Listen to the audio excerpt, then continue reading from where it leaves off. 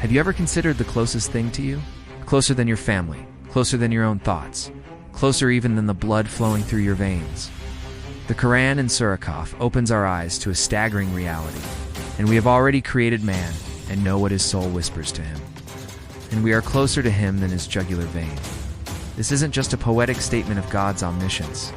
It's the preface to a profound and sobering truth about accountability.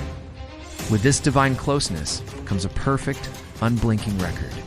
The verse continues, "When the two receivers receive, seated on the right and on the left, man does not utter any word except that with him is an observer prepared to record." Think about that. To unseen guardians, noble scribes, whose entire existence is dedicated to documenting your life. They are not recording your actions alone.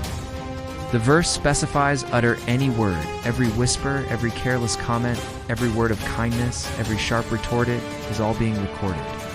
Scholars of Tafsir explain that this emphasizes the immense weight of our speech. What we say can build worlds or destroy them, and on the day of judgment, we will be held accountable for every syllable. This isn't about inducing paranoia, but about cultivating a state of ism, of excellence acting and speaking as if you can see God, and knowing that even if you cannot, He sees you.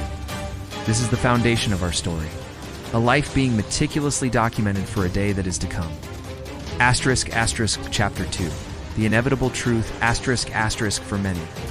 The idea of a final reckoning seems distant, a story for another time.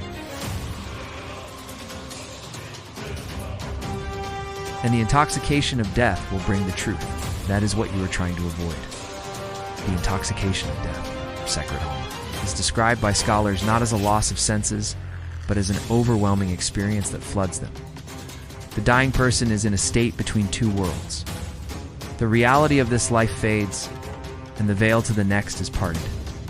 The truth, the existence of angels, of the afterlife, of God's dominion, becomes undeniably real. It is the very truth the person spent their life denying, running from, or simply ignoring.